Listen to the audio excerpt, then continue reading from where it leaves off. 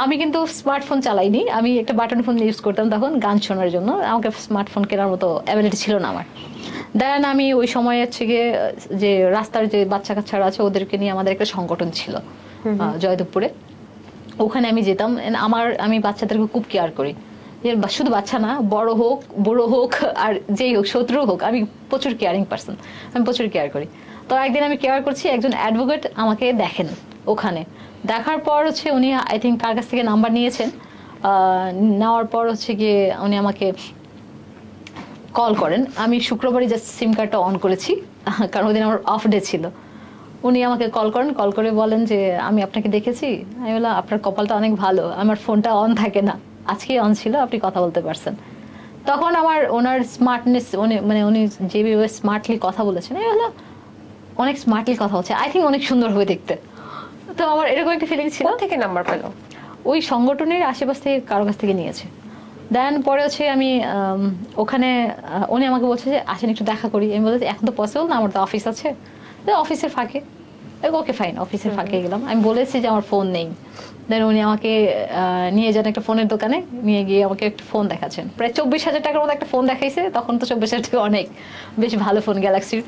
তো দেন আমি তখন বললাম সরি, আমি এত টাকা নিতে শুট করতে পারবো না আপনাকে, আমি নিতে পারবো না। দেন আমি চুজ করতে করতে করতে 6-7 হাজারের মধ্যে একটা ফোন স্যামসাং Z1 আমি চুজ করি।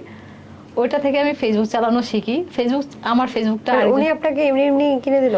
উনি কিনে দিয়েছেন, ওনার স্বার্থ ছিলেন, ওনার আমাকে পছন্দ ছিল, উনি বিয়ে করতে চেয়েছিলেন। আচ্ছা। দেন তখন আমি ওনাকে মিথ্যা কথা নিয়ে নিলেন? আমি তো ভেবেছি যে আমি শুট করে দিব। ও আচ্ছা।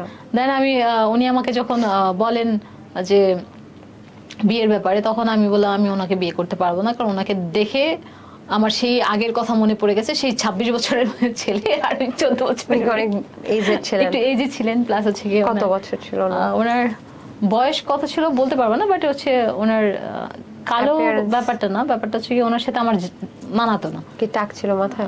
টাক ছিল না, সবই ঠিক ছিল, উনি একটু কালো ছিলেন, প্লাস হচ্ছে গিয়ে একটু ফেসে মানে ওপেন স্পোর্টস অনেক বেশি ছিলেন ওনার। মানে আপনার থেকে কি এজেড ছিল কিনা? এজেড ছিল, অনেক এজেড ছিল।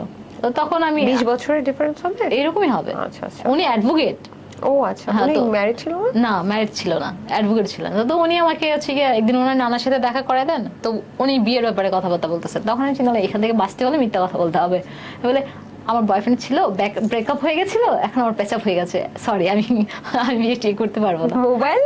মোবাইলটা, হ্যাঁ সেটাই বলছি। দেন আমি এটা করতে পারবো না। আমি যখন বাসায় চলে আসি, আমি বলছি যে আমি আপনাকে টাকাগুলো শুট করে দিব, আমি স্যালারি পাই দেন দিয়ে দিব। উনি আমাকে ব্লক করে দিয়েছেন। আজ পর্যন্ত আমি ওনার নাম্বারটা খোলা পাইনি। আমি অনেক ট্রাই করেছি ওনার টাকাটা ফেরত দিতে, কিন্তু আজ পর্যন্ত আমি ওনার নাম্বারটাই খোলা পাইনি। কত ছিল? 7,000? হ্যাঁ 6,000 7,000-এর মতোই প্রায়। আচ্ছা আচ্ছা। তো আরে বেচারা।